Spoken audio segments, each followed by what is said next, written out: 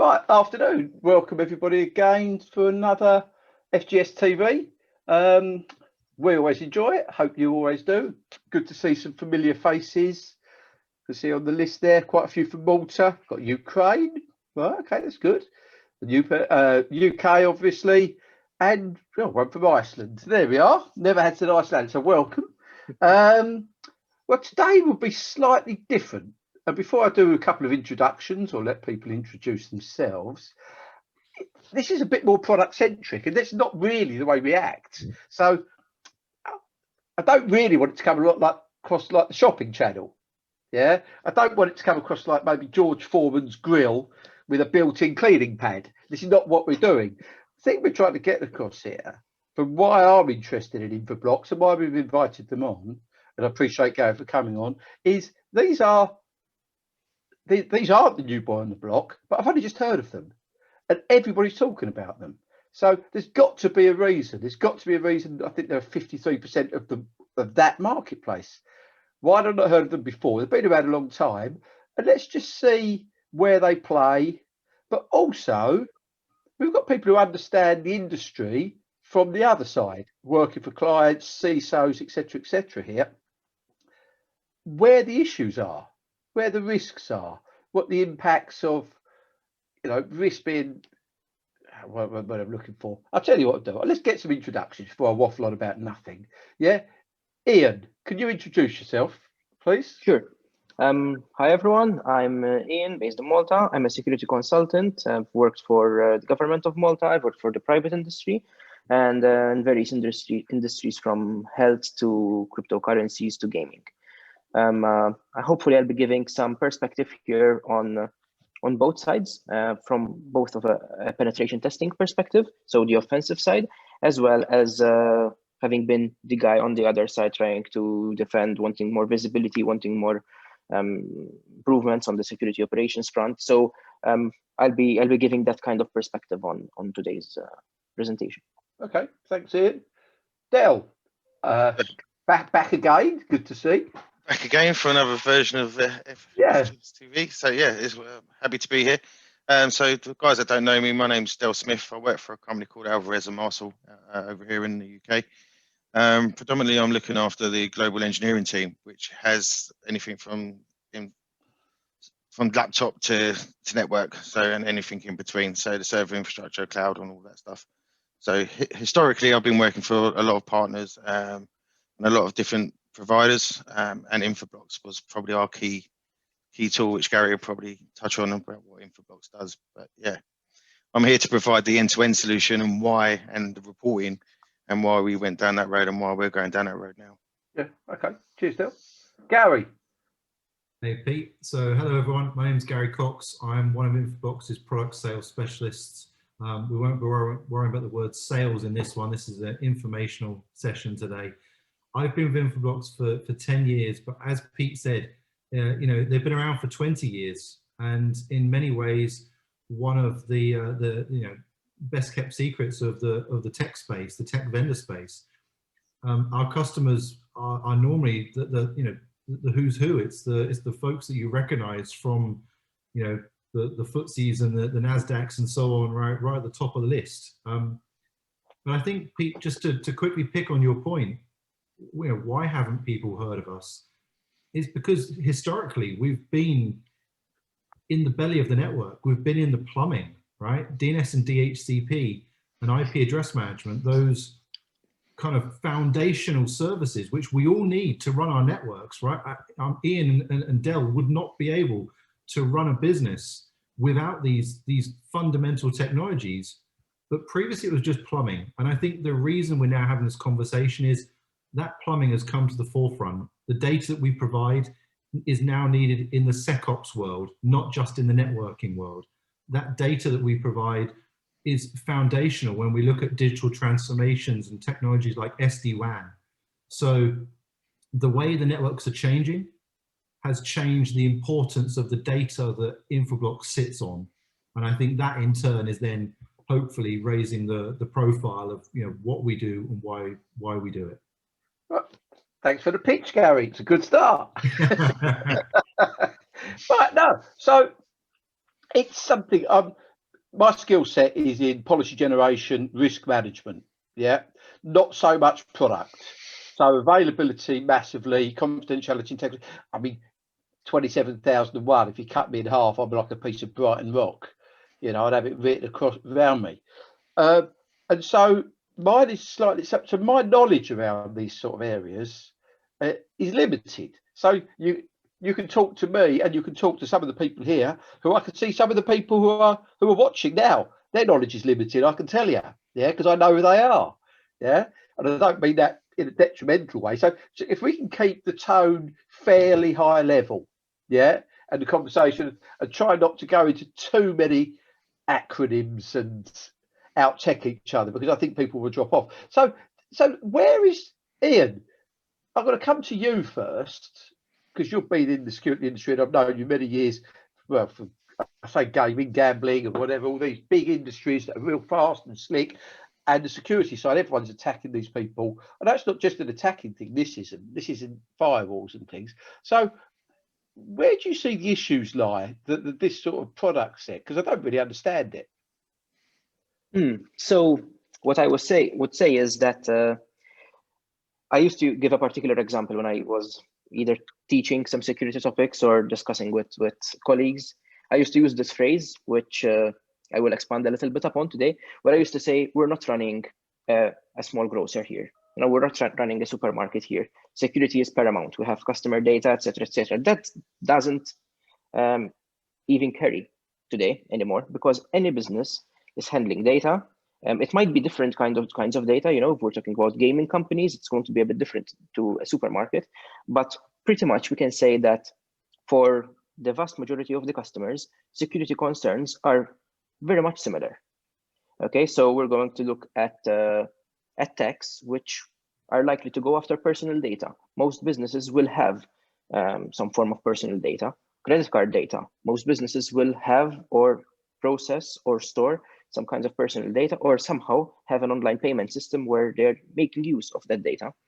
Now, couple that with the fact that most of the infrastructure is pretty similar. So as Gary was saying, we all use DNS, we all use web servers, we all use Active Directory or some form of directory services. So although the business itself, the industry itself might seem very different, in many cases, it is quite similar as well. And we can look at attacks and we can look at attack vectors that are very similar. In fact, this is why there is still today a large percentage of attacks that start off with phishing attacks. Why? Because there's always the human element, and whatever the business, whatever the industry is, that is and has proven year after year and time after time that it is a very efficient way to get into someone's network and start your attack. Okay. Now, as we will continue discussing throughout this panel, what form the attack takes and how certain technologies are leveraged and what is done once the attack starts, that could take very different forms. You know, attacking a supermarket is not the same as attacking a nuclear power station. Both attacks have happened in the past, but of course, the way that they were done were quite different. But we can look at certain trends and at certain techniques and gain knowledge from past attacks to learn from them, try to stop them, and get additional information which can help us detect them. No, fair enough. So Gary, where does it sit? Where does this area sit? Because it's not a firewall. Infoblox of it. Where is it? So you're talking people attacking, and you're talking people internally, not actually controlling what they've got, their IP systems, their DNS, not really controlling it properly. It's sitting on spreadsheets, things like that. And so that's really what we're talking about here, isn't it? Having the visibility and making sure that everything's correctly done. Is this what, or am I talking rubbish? No, I regularly do. No, but actually, Pete, you're not. You're on the right lines. So yeah. if I think about the foundational element, which is IP address management, the data comes from many different sources. So, you know, DHCP is one. Every time your device comes on the network, it's going to shout out there and say, hey, I need an IP address. That's going to be handed out by the DHCP server. That's one form of information. That gives us the IP address and the MAC address of your device. And if we think about DNS, that device hopefully is going to register itself into some sort of DNS system. So therefore, we're going to get the DNS entry for your device, but also when your device is going out talking to the BBC or to Google or to Paddy Power or Betfair or, you know, Alvarez and Marshall, right? Wherever it's going to, we're going to see that as well. So that's information about your device and where it's going. If I think then about the rest of the network, we want to take information and say, hey, what's running inside VMware vCenter? What's running in Azure? What's running in AWS? What's running on your Microsoft services? All of that information can be brought into IP address management.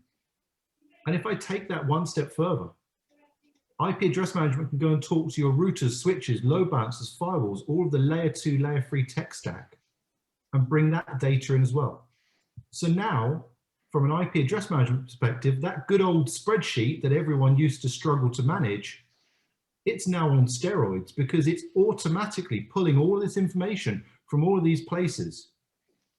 Put yourselves in the shoes of someone in security operations. They've just had an instance, something's come in and hit the SIM. All they know is they've got an event, an alert. Someone's clicked on that phishing link that Ian talked about a minute ago. It's really useful to know not just that something has been blocked, but where did it come from? Who was it? Which user? Which device? Where else has that device been on my network? And this is what IP address management does. It starts to paint that picture that, you know, those of us that historically were managing these things with spreadsheets just simply couldn't do. A spreadsheet is a point in time and is only as good as the person that filled in that data. The true source of truth are your networks. They cannot lie. Mm-hmm. All right, and this is where we come to. Pete, hopefully that answers the question a little bit. By the end of this session, I'll have understood it. I'm up to the third rung now, Gary, to be quite honest. I'm moving up there. So by the end, so Dell, what are you going to use it for? Why is it so important? And I'm not saying the Alphas have had issues at all, but you've probably been at companies that have, yeah, because you wouldn't announce anything on the thing. But so no. So what is it that this will help your organisation? What does it help it stop or make it start to do? Yeah, it gives us control over our address space. So it literally gives us control over DNS. Gives us control. If you didn't have it, what's the impact? What could the impact be? Well, just as a scenario, so one of the impacts that I've had recently is that we couldn't get an IP address range out to a certain site. So instead of having DHCP spin up on a Windows box, they put it on the router. So the IP addressing was managed by the router instead of the Windows. What's the danger for that? Why would that be an issue? Well, the first thing we got was duplicated IP addressing. Oh, so right. when we put it back, we had an influx of duplicated IPs, and the lease time not giving up properly. So the devices themselves weren't giving up lease times. So when they came back on the network, that we had a number of issues where I think everybody's experienced on the call that things were dropping off, trust relationships were going. So it was off for a bit of a space of time. So obviously with a business that we run, and if no one's on the network, that we don't earn money. So revenue is being lost straight away. So that's one of the. That's one of our scenarios. This was an engineering issue. This was somebody deciding to do something because it was easier for them. Yep, absolutely. And they didn't check that it had already been used elsewhere. Yeah, okay. Absolutely. So that's one of the problems. The other problem that we've seen with the DNS is DNS to caching of DNS, which is causing issues across the domain controller. So if you have a large domain, for instance, and you're replicating across large domains, sometimes the caching doesn't clear out on time, where Infoblox picks that up and does it for you. So you don't have to worry about that concern of, again, the registration of a machine or DNS not picking up for your web services. So if you're publishing out a load of web services, you want to make sure your DNS is 100%, not 90%, which Infoblox done that for me.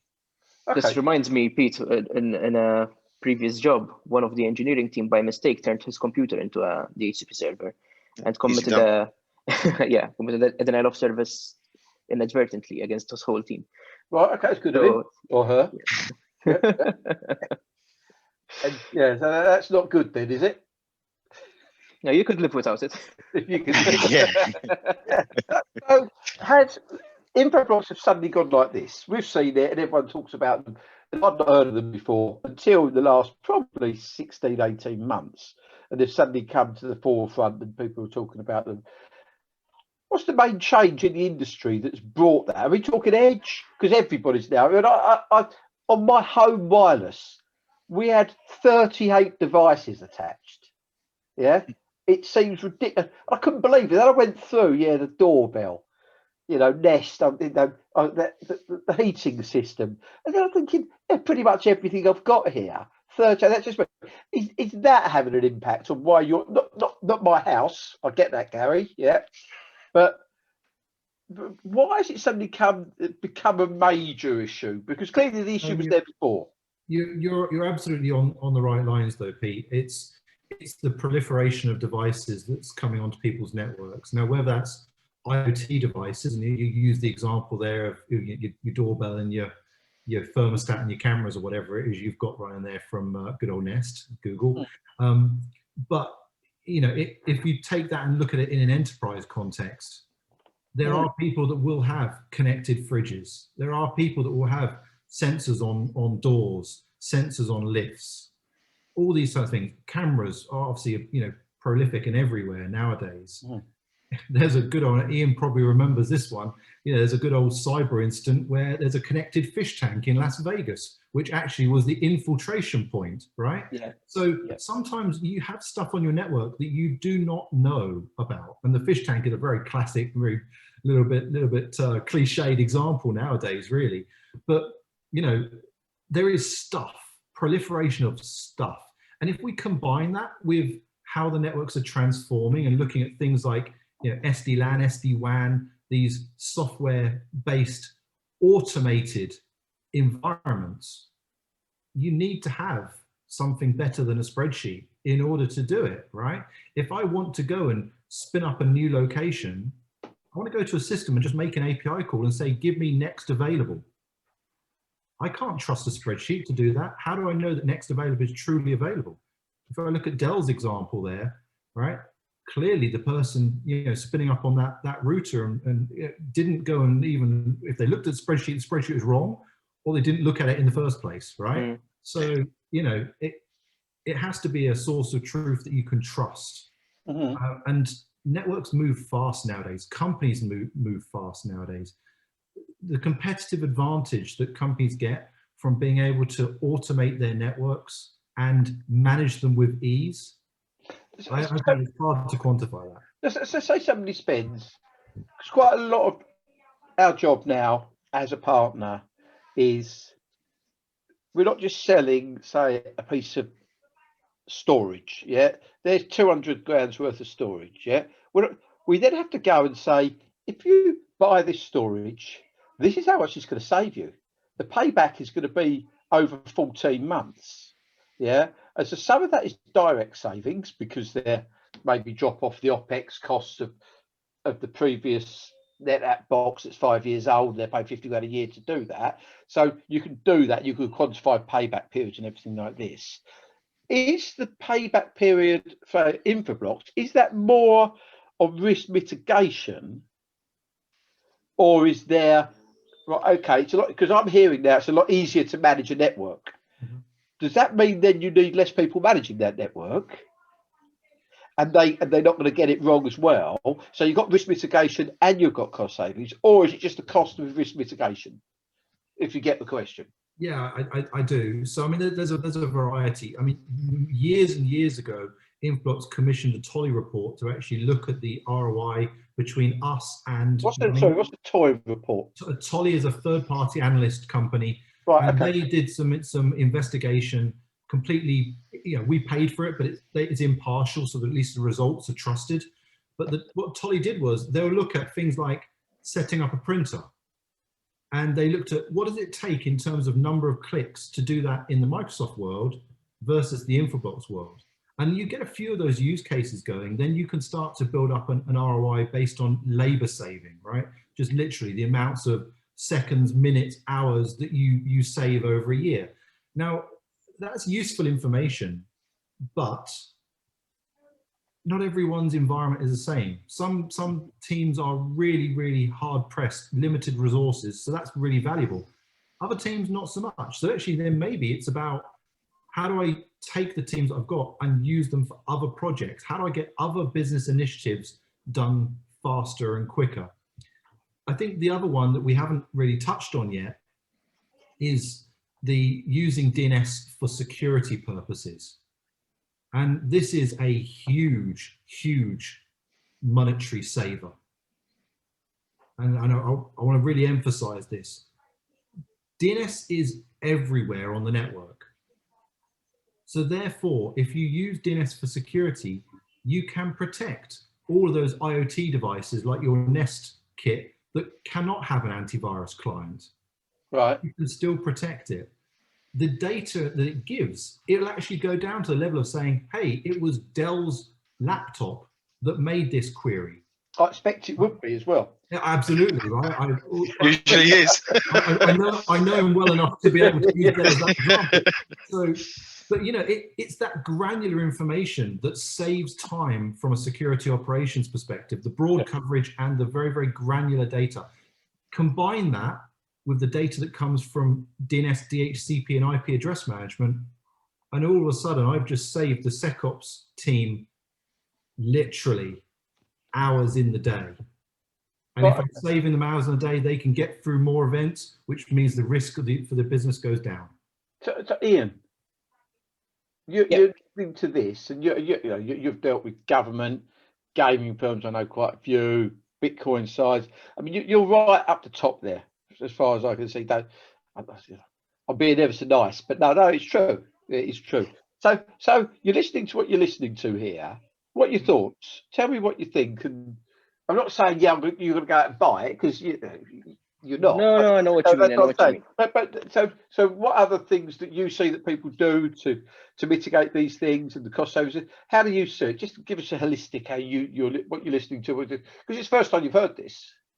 So there are 2 points which I would mention here. One of which is an ever-going problem that we, as the guys defending, are constantly trying to catch up and find what the bad guys are doing and implement the appropriate risk mitigation controls and protections. Also, we have a second problem, which we're getting better at. We're moving in the right direction, but we're still not there yet. The guys attacking us constantly share information, and they are much better organized. They share tools, they share techniques. They're just better at it. So this is one very important advantage of using such a technology, where companies like Infoblox will have this information, such as, for example, DNS and IP addresses, which are commonly used by command and control servers and other malware sites and known malicious actors, where they can share that information in an anonymized fashion across their various industries. And as I just mentioned, although some attackers will focus on specific industries, some general attacks are the same across the board. So you don't have to be the first one to be attacked, discover it, and implement the access lists and block those IPs and URLs, etc. If they attack someone else and it's a known malicious actor, then you're automatically taking advantage of this shared knowledge on the defensive side, So if someone else was attacked, they can defend by using that information. So that is the first thing, which it's hard to put a value on, but for the guys defending, is definitely a lifesaver. And the second one is that when you're under attack, time is of the essence. I think all of us have had experience working in operations. You'll have people breathing down your neck and telling you, so how long till we know what's going on? What was the actual impact? What are we going to do? What are the next steps? All of this pressure, all of these expectations, right when you least need it. And if you screw it up, then you've really screwed it up. So you want the right information, you need to have the answers quickly, and you can't afford to make a mistake. So rather than going into an Excel sheet, or, for example, logging on directly to the DHCP server, which could be, the Active Directory domain controller, and maybe there's a risk that there's a credential sniffing tool there or something else, instead of going through that, which is going to take longer, and maybe you're increasing the risk by doing that action in itself, having something which can give you this information very quickly from a third-party tool would definitely be something that, from a security operations point of view, would give me a bit more peace of mind, as the attacks have evolved. so have the tools to defend ourselves, gain more information, and have easier investigations. We can't continue adding complexity to the network. Internet of Things, like you guys said, everything is connected today, from a thermostat to a doorbell to a water heater, you know, and maybe in other people's houses. I'm still old school when it comes to these things. I know better. But as the complexity has increased, so have the tools, and we'd be not doing our job properly if we're not taking advantage of, you know, AI, machine learning, improve processing speeds to correlate logs and share information and anonymize data and share it quickly across the globe. So if we're not doing that, then the attackers have an advantage. Right, cheers, Ian. Right, Dell, I'm actually going to wrap this up quite soon, actually, because I think I'm not going to say we've heard enough on board. I've heard enough because it's really interesting, but we could talk all night. Two things that you think it's made a real difference for you, Dell. Staffing, definitely. We were talking about risk, but the Infoblox as a staffing level, I have moved on the previous sites, my staff that were looking after the network IP DNS over to other projects, and they're now looking after cloud and certified themselves in AWS. So that's a direct cost saving.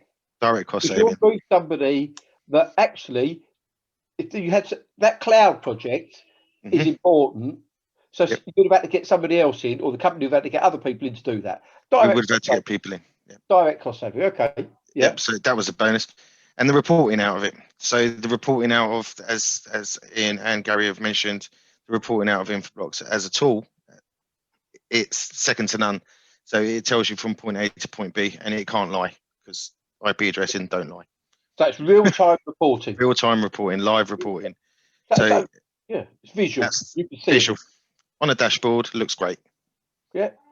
So it's red, gold, and green, isn't it? So it's like it's what we're looking for. If it's red, it's bad. If it's green, it's great. And they do flag up the red, gold, and green. And that's what we want. Yeah. Oh, there you go. So, that's really interesting. There's interesting.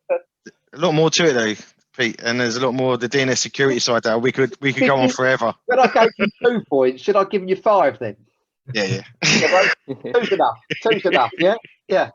Gary, your last blast. Give you 30 seconds, mate. Yeah, do you know, I'm going to pick up where Dell left off. I think, you know, the two things I'll mention is, first of all, do leverage DNS as part of your security stack.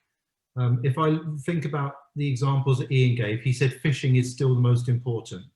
So we can use lookalike domains to actually look up the supply chain of his business to say, is someone going to try and use someone in his supply chain as a phishing vector into his business? We can use newly observed domains to get ahead of the actual domain being weaponized and used. It's so critical. And of course, data infiltration and exfiltration via DNS. So that's point one. DNS security should be part of the common security stack.